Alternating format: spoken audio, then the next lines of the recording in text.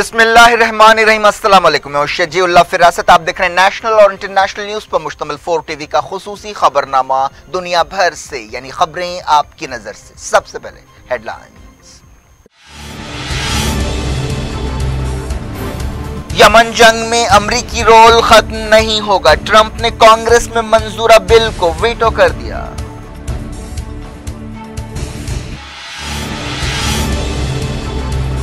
America की सदारती उम्मीदवार तुलसी Gabbard ने डोनाल्ड ट्रंप को अल-कायदा का बड़ा भाई और मुहाफिज करार दिया।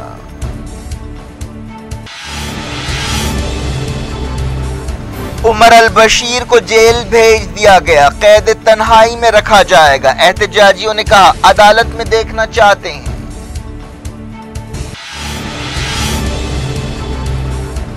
सऊदी कैबिनेट ने की सूडान के फौजी हुक्मरानों की तायीद। अमेरिका ने भी ब्लैक लिस्ट से निकालने की पेशकश कर दी।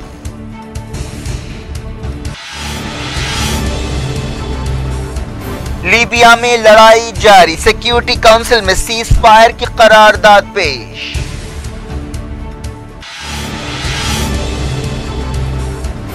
इंडोनेशिया में इलेक्शंस, जोको विडोडो एक बार फिर सदर बन सकते हैं।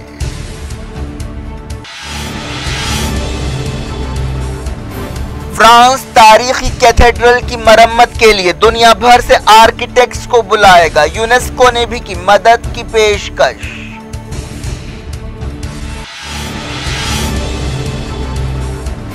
हिंदुस्तान और पाकिस्तान में गैर मौसमी बारिश और सैलाब से 100 मौतें, फसलों को भारी नुकसान।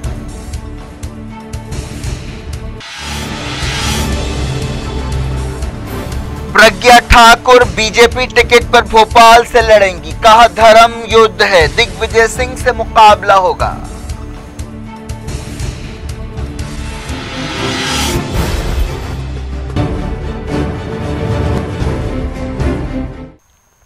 हेडलाइंस आपने देखी। अब खबरों की तफसील की तरफ आपको ले चलते हैं। अमेरिका के सदर डोनाल्ड ट्रंप ने कांग्रेस के एक बिल को वीटो कर दिया है, जिसमें यमन जंग में अमेरिका की फौजी मदद रोकने का मुतालबा किया गया था। सऊदी अरब और उसके इत्तेहादी मुल्क काफी अरसे से यमन में हमले कर रहे हैं। इन हमलों का मकसद हादी हुकूमत को बहाल करना है। अमेरिकी कांग्रेस ने सदर डोनाल्ड ट्रंप की पॉलिसी से इख्तिलाफ करते हुए पहली मरतबा अपने इख्तियार का इस्तेमाल किया और एक बैरूनी जंग में अमेरिका के रोल को रोकने का मुतालबा किया, लेकिन ट्रंप ने इस कदम को वीटो कर दिया। कांग्रेस में इस बिल की तायीद करने वाले इतने ज्यादा नहीं है कि ट्रंप के वीटो को बेअसर कर सकें। सदर ने एक बयान में कहा कि यह करारदाद गैर जरूरी और खतरनाक है और मेरे दस्तूरी इख्तियारात को कमजोर करने की कोशिश है। इससे अमेरिकी शहरियों और अमेरिका के बहादुर सिपाहियों की जानें जाएंगी। कांग्रेस के हाउस ने कुछ दिन पहले 175 के मुकाबले 245 वोटों से इस करारदाद को मंजूरी दी थी। सेनेट में पिछले महीने 46 के मुकाबले 54 वोटों से इस करारदाद को मंजूरी दी गई थी। डेमोक्रेटिक पार्टी के अरकान ने इस वीटो को रद्द करने की कोशिशें शुरू की हैं। 2015 में यमन जंग शुरू होने के बाद से अमेरिका मुसलसल सऊदी अरब और यूएई की मदद कर रहा है। यूएई ने सदर डोनाल्ड ट्रंप के वीटो की तारीफ की और कहा कि यह फैसला काफी अहम और बरवक्त है। यूएई के वजीर अनवर करकाश ने ट्विटर पर कहा कि यमन में अरब इत्तेहाद की मदद के लिए सदर डोनाल्ड ट्रंप का फैसला एक अच्छा इशारा है। सऊदी अरब और उसके इत्तेहादी मुल्कों ने यमन में पिछले 4 साल में 19,000 से ज्यादा हमले किए हैं। हाउस के मेजॉरिटी लीडर स्टैनली हायर ने मीडिया से बातचीत करते हुए कहा कि यमन में 22 मिलियन लोगों के मरने का खतरा है। ये लोग गोलियों से नहीं बल्कि भूख से मरेंगे। ये एक इंसानी बहरान है। अरब दुनिया के सबसे गरीब मुल्क यमन में लड़ाई की वजह से लाखों लोग ग़िज़ा और दवाओं की कमी के शिकार हैं। मुल्क कहत की दहलीज पर पहुंच चुका है और हैजे की वबा फैली हुई है। सऊदी अरब और इत्तेहादी मुल्कों के हमलों में civilians, hospitals, water treatment plants वगैरह को भी नहीं बख्शा गया। इमदादी एजेंसियों का कहना है कि इस जंग में 60,000 सिविलियंस हलाक हुए हैं। इसके अलावा 85,000 बच्चों की भूख से मौत हुई है और लाखों लोग कहत से सिर्फ एक कदम दूर हैं। यूनाइटेड नेशंस ने वार्निंग दी है कि यमन में 22.2 मिलियन लोगों को फौरी खाने पीने की चीजों की जरूरत है। इनमें 8.4 मिलियन लोग ऐसे हैं जिन्हें भूखमरी का सामना है। यूनाइटेड नेशंस का कहना है कि यमन 100 साल से ज्यादा अरसे के सबसे बदतरीन कहत से दो चार है जिसे दुनिया ने देखा है। इस दौरान अरब मीडिया में कहा गया कि ताजा लड़ाई में दर्जनों अलहूसी हलाक हुए हैं। सऊदी अरब की सरकारी न्यूज एजेंसी SPA ने कहा कि हादी की फौज ने 70 अलहूसियों को हलाक कर दिया, जिनमें 12 सीनियर ऑफिसर्स शामिल हैं।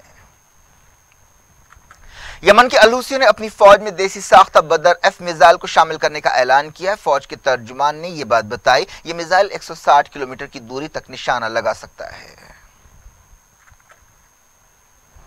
अमेरिका में हवाई की नुमाइंदगी करने वाली तुलसी गब्बार्ड ने सदर डोनाल्ड ट्रंप पर तनकीद करते हुए उन्हें अल-कायदा की हिफाजत करने वाला और बड़ा भाई करार दिया है। तुलसी गब्बार्ड ने यह भी कहा कि ट्रंप इसके साथ साथ सियासी फायदे के लिए मुसलमानों के खिलाफ नफरत फैला रहे हैं। उन्होंने कांग्रेस रुकन इल्हाम उमर के बचाव में आते हुए यह तबसरा किया। सदर डोनाल्ड ट्रंप ने 9/11 के बारे में रिमार्क्स के लिए इल्हाम उमर को मुसलसल निशाना बनाया है। तुलसी गब्बार्ड 2020 की सदरती इलेक्शंस की उम्मीदवार हैं। उन्होंने कहा कि मिनेसोटा की नुमाइंदगी करने वाली इल्हान उमर के खिलाफ ट्रंप की तनकीद खुली मुनाफिकत है। तुलसी गब्बार्ड ने इल्जाम लगाया कि सऊदी अरब ने दुनिया भर में कट्टरपन को फैलाने के लिए लाखों बिलियन डॉलर खर्च किए और यही आइडियोलॉजी है जिससे अल-कायदा और आईसिस जैसी दहशतगर्द तंजीमें पैदा हुई हैं और अपनी जालिमाना सरगर्मियों के लिए हौसला अफजाई हासिल करती हैं। इल्हान उमर ने council on American Islamic relations में खिताब करते हुए कहा था कि यह तंजीम 9/11 के बाद बनाई गई क्योंकि उन्होंने ये बात महसूस की कि बाज़ लोगों ने कुछ किया है और हम सबको निशाना बनाया जा रहा है और हम अपने शहरी हुकूक से महरूम हो रहे हैं। इस रिमार्क के बाद डोनाल्ड ट्रंप ने ट्विटर पर इल्हान उमर पर तनकीद की थी और कहा था कि हम कभी भी 9/11 को नहीं भुला सकते। तुलसी गब्बार्ड ने कहा कि ट्रंप सीरिया में अल-कायदा के बड़े भाई हैं और उसकी हिफाजत करने वाले का किरदार अदा कर रहे हैं। यूरोपीय यूनियन के खारजा पॉलिसी चीफ फेडेरिका मोगेरिनी ने एक बार फिर सीरिया के गोलान इलाके में और इसराइल के कब्जे वाले दूसरे इलाकों में इसराइल के दावे की मुखालिफत की है। फ्रांस के शहर स्ट्रासबर्ग में यूरोपीय पार्लियामेंट के खुले सेशन से खिताब करते हुए फेडेरिका मोगेरिनी ने कहा कि गोलान पहाड़ियों के बारे में यूरोपीय यूनियन की पॉलिसी नहीं बदली है। उन्होंने कहा कि यूरोपीय यूनियन 1967 के बाद इसराइल के कब्जा किए हुए इलाकों को तस्लीम नहीं करती और ये आलमी कानून और सिक्योरिटी काउंसिल की करारदादों के मुताबिक है। मोगेरिनी ने शिकायत की कि फलस्तीनी जमीनों पर इसराइल की यहूदी बस्तियों की तामीर की वजह से 2 रियासती हल के इम्कानात खत्म हो रहे हैं। सऊदी अरब की एक अदालत में खातून इंसानी हुकूक कारकुनों के केस की सुनवाई एक बार फिर मुलतवी कर दी गई है। इन औरतों के खिलाफ मुकदमे पर सऊदी अरब को मगरबी मुल्कों की तनकीदों का सामना करना पड़ रहा है। एक अदालती ओहदेदार ने बताया कि जज की निजी वजूहात की बिना पर सुनवाई मुलतवी की गई है। सऊदी अरब में इंसानी हुकूक के लिए काम करने वाली एक तंजीम ने तस्दीक की है कि सुनवाई मुलतवी हो गई है। सरकारी वकील ने पिछले साल मई में कहा था कि इन औरतों को सऊदी अरब के मफादात को नुकसान पहुंचाने और दुश्मनों की मदद करने के शुबे में गिरफ्तार किया गया। इन 11 औरतों में से ज्यादातर ने सऊदी अरब में ड्राइविंग पर पाबंदी का कानून खत्म करने और महरम का निजाम खत्म करने के लिए मुहिम चलाई थी। इनमें से 3 औरतों को जमानत पर छोड़ा गया है। सूडान के साबिक सदर उमर अल-बशीर को मुल्क की सबसे ज्यादा सख्त सिक्योरिटी वाली जेल में पहुंचा दिया गया है। हाल ही में उन्हें फौजी बगावत में बेदखल कर दिया गया था। अब तक साबिक सदर को सदारती महल में सख्त सिक्योरिटी में रखा गया था। उन्हें कैद तन्हाई में रखा जा रहा है और उनके अतराफ सख्त सिक्योरिटी है। सूडान में कई हफ्तों से मुजाहरे जारी हैं जिसके दौरान फौज ने उमर अल-बशीर के खिलाफ बगावत कर दी। एहतजाजियों ने कहा कि वो उस वक्त तक आर्मी हेडक्वार्टर पर अपने धरने को नहीं छोड़ेंगे जब तक उमर अल-बशीर को जराइम के लिए अदालत के कटहरे में नहीं खड़ा किया जाता। एहतजाजी सिविलियन हुकूमत का भी मुतालबा कर रहे हैं। अमेरिका ने कहा कि अगर सूडान के फौजी हुक्मरान ठोस कदम उठाएं तो उनके मुल्क को दहशतगर्दी की सरपरस्ती करने वाले मुल्कों की लिस्ट से बाहर निकाला जा सकता है। सूडान कई बरसों से ऐसा मुतालबा करता रहा है और इस सिलसिले में अमेरिका के साथ उसकी बातचीत भी हुई है। स्टेट डिपार्टमेंट के एक ओहदेदार ने बताया कि वाशिंगटन ठोस कार्रवाई करने पर ऐसा कदम उठाने के लिए तैयार है। सऊदी कैबिनेट ने सूडान की ऊपरी फौजी काउंसिल की तायद की है। सऊदी अरब के शाह सलमान की सदारत में रियाद के अल यमामा पैलेस में कैबिनेट की मीटिंग हुई जिसमें सूडान में इमदाद भेजने के लिए शाह सलमान की हिदायत के बारे में बताया गया। लीबिया के दारुल त्रिपोली पर कब्जे के लिए लड़ाई जारी है। त्रिपोली में जबरदस्त शलबारी हो रही है। ताज़ा शलबारी में कम से कम 4 लोग हलाक हो गए हैं। लीबिया के मसले पर यूरोप और खलीजी मुल्क बटे हुए हैं। तकरीबन 2 हफ्ते पहले जनरल खलीफा हफ्तार की फौज ने यह हमला शुरू किया था। इस दौरान सिक्योरिटी काउंसिल में बरतानिया की करारदाद पेश की गई है जिसमें लीबिया में सीज फायर की जरूरत पर जोर दिया गया है और असर रखने वाले मुल्कों से कहा गया है कि वो इस करारदाद पर अमल को यकीनी बनाएं। त्यूनिस के ओहदेदारों ने हथियारों से लैस 20 से ज्यादा यूरोपीय सिफारतकारों को पड़ोसी मुल्क लीबिया से त्यूनिस में दाखिल होने से रोक दिया है। वजीर दिफा ने बताया कि 13 फ्रेंच शहरियों का यह हथियारों से लैस ग्रुप सिफारती लाइसेंस की नंबर प्लेट्स के साथ मुल्क में दाखिल होने की कोशिश कर रहा था, लेकिन वो अपने इरादों के बारे में इत्मीनान बख्श सफाई देने में नाकाम रहे। इजिप्ट में सदर अब्दुल फतेह अल सीसी कम से कम मजीद 11 साल हुकूमत के लिए रेफरेंडम करा सकते हैं। इजिप्ट की पार्लियामेंट में इस सिलसिले में दस्तूरी तब्दीलियों को मंजूरी दे दी गई। इन तब्दीलियों के जरिए सीसी की मौजूदा मुद्दत 4 साल से बढ़कर 6 साल हो गई है और 2024 में वो 6 साल की एक और मियाद के लिए इलेक्शन लड़ सकते हैं। इसका मतलब ये होगा कि वो 2030 तक सदर रहेंगे। सदर सीसी ने 2013 में मुल्क के पहले जमहूरी सदर को हटा दिया था और इजिप्ट की बागडोर अपने हाथ में ले ली थी। तुर्की के वजीर खारजा मेवलूद कावुसोगलू ने कहा है कि तुर्की अमेरिका से यह कहता रहेगा कि ईरान के खिलाफ पाबंदियां गलत हैं। वजीर खारजा मेवलूद कावुसोगलू ने ईरान के वजीर खारजा जवाद जरीफ के साथ एक प्रेस कॉन्फ्रेंस से खिताब करते हुए ये रिमार्क किए। उन्होंने कहा कि हमारे वजीरों ने हालिया मीटिंग्स के दौरान अमेरिका के साथ इस बारे में फिक्रमंदी का इजहार किया है। वो हाल ही में तुर्की के वजीरों के अमेरिका दौरे का जिक्र कर रहे थे। इन वजीरों ने सदर डोनाल्ड ट्रंप और दूसरे अमेरिकी ओहदेदारों से मुलाकात की। कावुसोगलू ने अनकरा में ईरानी वजीर के साथ यह प्रेस कॉन्फ्रेंस की। ईरान ने कहा है कि उसे नहीं बल्कि अमेरिका को अपना रवैया बदलना चाहिए। ईरान की वजारत खारजा के तर्जुमान अब्बास मूसवी ने अमेरिका के secretary of state Mike Pompeo पर तनकीद करते हुए ये बात कही। उन्होंने टेक्सास यूनिवर्सिटी में माइक पॉम्पियो की एक प्रेस कॉन्फ्रेंस का जवाब देते हुए ये बात कही। पॉम्पियो ने कहा था कि वाशिंगटन उम्मीद कर रहा है कि वो इस्लामी जमहूरिया ईरान और उसकी क़यादत के रवैये और नौयत में तब्दीली लाएगा।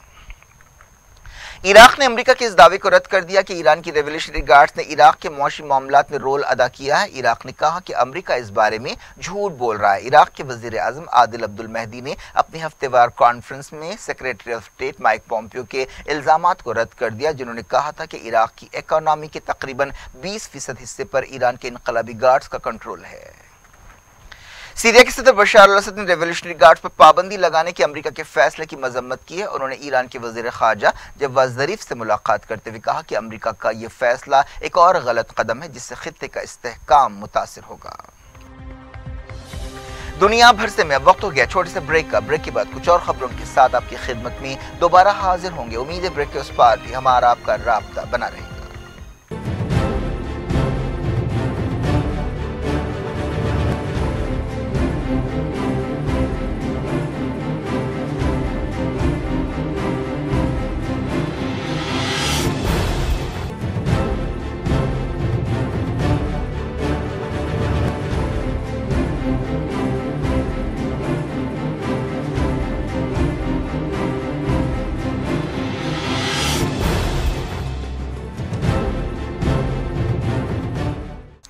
Welcome back. आप देख रहे हैं अपना पसंदीदा खबरनामा दुनिया भर से और मैं हूं शजीउल्लाह फिरास्त। इस खबरनामे में हम आपके लिए लाते हैं दुनिया के गोशे गोशे से आप ही की पसंद और दिलचस्पी की खबरें। आगे बढ़ने से पहले हेडलाइंस एक बार। यमन जंग में अमरीकी रोल खत्म नहीं होगा। ट्रंप ने कांग्रेस में मंजूरा बिल को वीटो कर दिया।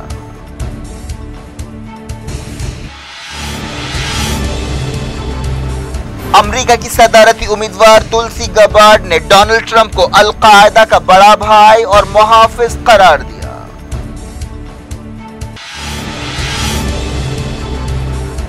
उमर अल-बशीर को जेल भेज दिया गया, कैद तन्हाई में रखा जाएगा। एहतजाजियों ने कहा अदालत में देखना चाहते हैं।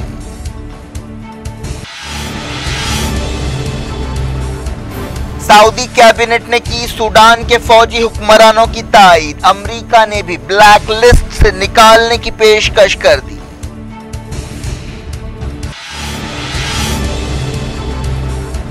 लीबिया में लड़ाई जारी, सिक्योरिटी काउंसिल में सीज फायर की करारदाद पेश।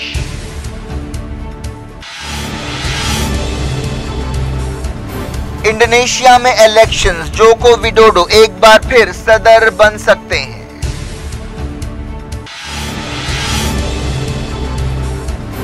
फ्रांस तारीखी कैथेड्रल की मरम्मत के लिए दुनिया भर से आर्किटेक्ट्स को बुलाएगा। यूनेस्को ने भी की मदद की पेशकश।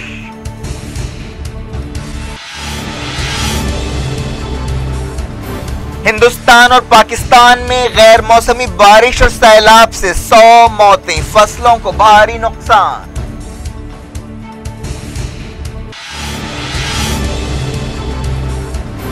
प्रज्ञा ठाकुर बीजेपी टिकट पर भोपाल से लड़ेंगी, कहा धर्म युद्ध है, दिग्विजय सिंह से मुकाबला होगा।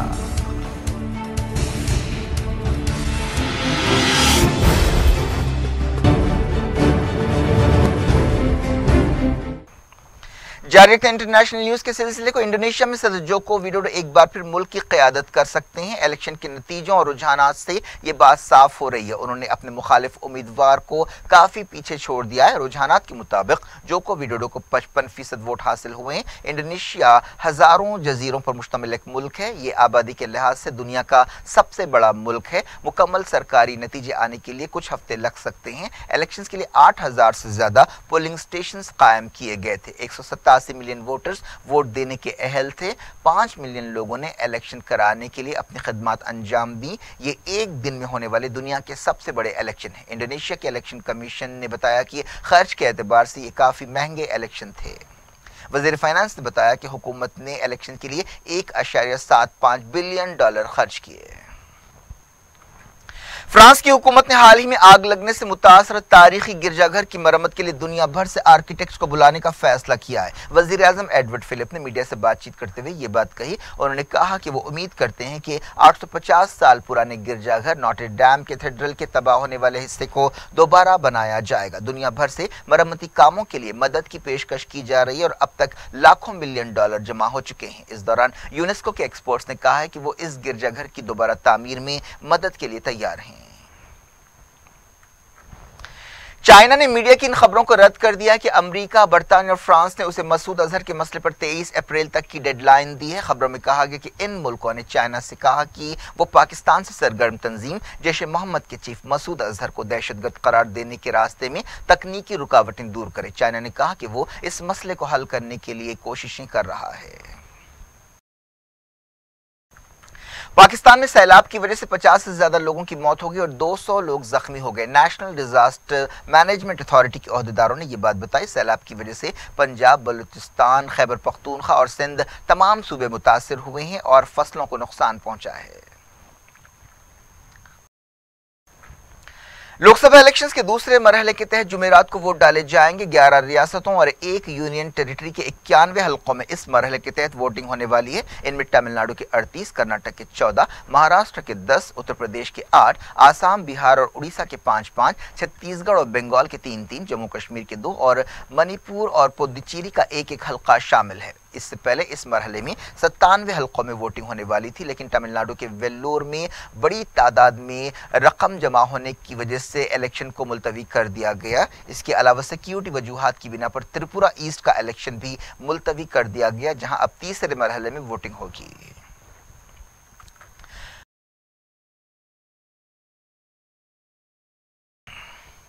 इस दौरान मुल्क में इलेक्शन की मुहिम जारी है। वजीर आजम नरेंद्र मोदी ने महाराष्ट्र में सदर कांग्रेस राहुल गांधी पर तनकीद करते हुए कहा है कि उन्होंने पूरी मोदी कम्युनिटी को चोर करार दिया है। राहुल गांधी ने कहा था कि क्या वजह है कि हर चोर का नाम मोदी है। उन्होंने वजीर आजम नरेंद्र मोदी, साबिक IPL चेयरमैन ललित मोदी और हीरों के ताजर नीरव मोदी का हवाला देते हुए ये बात कही थी। मोदी ने कहा कि हुकूमत महाराष्ट्र और गुजरात के किसानों के साथ खड़ी है। सदर कांग्रेस राहुल गांधी ने केरला में मुहिम चलाते हुए इल्जाम लगाया कि वजीर आजम नरेंद्र मोदी ने मुल्क को बांट दिया है। राहुल गांधी ने मोदी पर तंज करते हुए कहा कि मैं अपने मन की बात करने के लिए नहीं बल्कि आपके मन की बात सुनने के लिए यहां आया हूं। 2008 के मालेगांव धमाकों की मुलजिम प्रज्ञा सिंह ठाकुर भोपाल से इलेक्शन लड़ेंगी। उनका मुकाबला दिग्विजय सिंह से होगा जो कांग्रेस के उम्मीदवार हैं। साथ ही प्रज्ञा ने मीडिया से बातचीत करते हुए कहा कि मैं बीजेपी में शामिल हो गई हूं, मैं इलेक्शन लड़ूंगी और यकीनन जीत हासिल करूंगी, ये मेरे लिए मुश्किल नहीं है। उन्होंने senior BJP leader Shivraj Singh Chouhan और रामलाल से मुलाकात की। प्रज्ञा का ताल्लुक एक तंजीम अभिनव भारत से था जिस पर मालेगांव और दूसरे मकामात पर धमाके करने का इल्जाम है। साध्वी ने कहा कि हम मुल्क के खिलाफ साजिश करने वालों से लड़ेंगे और उन्हें शिकस्त देंगे। उन्होंने कहा कि उन्हें फंसाया गया। प्रज्ञा ठाकुर इन दिनों जमानत पर है। एनआईए ने कहा है कि प्रज्ञा के खिलाफ कोई ठोस सबूत नहीं है। प्रज्ञा ने कहा कि दिग्विजय सिंह हिंदुओं के खिलाफ हैं। उन्होंने हिंदुओं को दहशतगर्द कहा है। भोपाल बीजेपी का लंबे अरसे से मजबूत गढ़ है, जहां कांग्रेस ने आखिरी बार 1984 में कामयाबी हासिल की थी। बीजेपी लीडर से मुलाकात के बाद प्रज्ञा ठाकुर ने कहा कि हम ये धर्म युद्ध जीतेंगे। प्रज्ञा ने कहा कि कांग्रेस की साजिश की वजह से वो 10 साल जेल में रही और अब सियासी और मजहबी लड़ाई लड़ने के लिए यहां आई हैं। प्रज्ञा ठाकुर जब जेल में थीं तो जमानत के लिए दरखास्त में कहा गया था कि वो बहुत बीमार हैं, लेकिन अब वो इलेक्शन लड़ने के लिए मैदान में आ गई हैं और बाज़ाहिर काफी सेहतमंद नजर आ रही हैं। एक ऐसे वक्त जब मालेगांव बम धमाका केस की मुलजिम प्रज्ञा ठाकुर बीजेपी में शामिल हो गई हैं और लोकसभा इलेक्शन लड़ने वाली हैं, पीडीपी लीडर महबूबा मुफ्ती ने इस मसले पर बीजेपी को तनकीद का निशाना बनाया। महबूबा मुफ्ती ने सवाल किया कि अगर उनकी पार्टी यानी पीडीपी इलेक्शन में दहशतगर्दी के मुलजिम को उम्मीदवार बनाती तो मीडिया में वावेला मचाया जाता। हिंदुस्तान की 4 रियासतों में बारिश, सैलाब और बिजली गिरने की वजह से 50 से ज्यादा लोगों की मौत हो गई है। राजस्थान, मध्य प्रदेश, गुजरात और महाराष्ट्र मुतासर हुए हैं। राजस्थान के रिलीफ सेक्रेटरी आशुतोष पाडनेकर ने बताया कि रियासत में 21 मौतें हुई हैं। मध्य प्रदेश में 15, गुजरात में 10 और महाराष्ट्र में 3 लोग हलाक हुए। गैर मौसमी बारिश की वजह से फसलों को भी भारी नुकसान पहुंचा। वजीर दाखिला राजनाथ सिंह ने कहा कि हुकूमत बारिश से मुतासरा इलाकों की सूरत हाल पर नजर रखे हुए है और हर मुमकिन मदद के लिए तैयार है। वजीर आज़म नरेंद्र मोदी ने गैर मौसमी बारिश से मुतासरा लोगों के लिए एक्स ग्रेशिया का ऐलान किया। क्या कुछ हो रहा है आपकी दुनिया में, आखिर में हेडलाइंस दुनिया भर से एक बार फिर देखते हैं। यमन जंग में अमरीकी रोल खत्म नहीं होगा। ट्रंप ने कांग्रेस में मंजूरा बिल को वीटो कर दिया।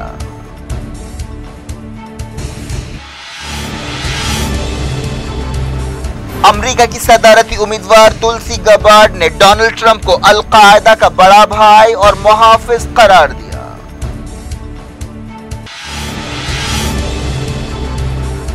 उमर अल-बशीर को जेल भेज दिया गया, कैद तन्हाई में रखा जाएगा। एहतजाजियों ने कहा अदालत में देखना चाहते हैं।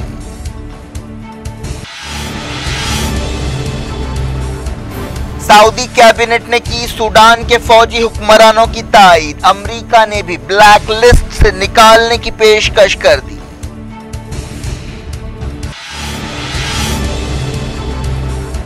लीबिया में लड़ाई जारी, सिक्योरिटी काउंसिल में सीज फायर की करारदाद पेश।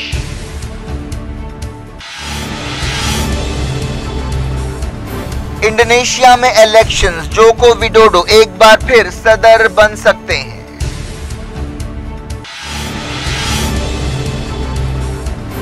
फ्रांस तारीखी कैथेड्रल की मरम्मत के लिए दुनिया भर से आर्किटेक्ट्स को बुलाएगा। यूनेस्को ने भी की मदद की पेशकश।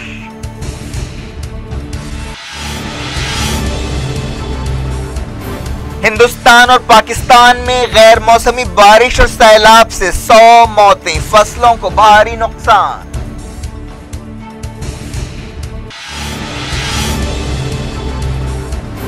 प्रज्ञा ठाकुर बीजेपी टिकट पर भोपाल से लड़ेंगी, कहा धर्म युद्ध है, दिग्विजय सिंह से मुकाबला होगा।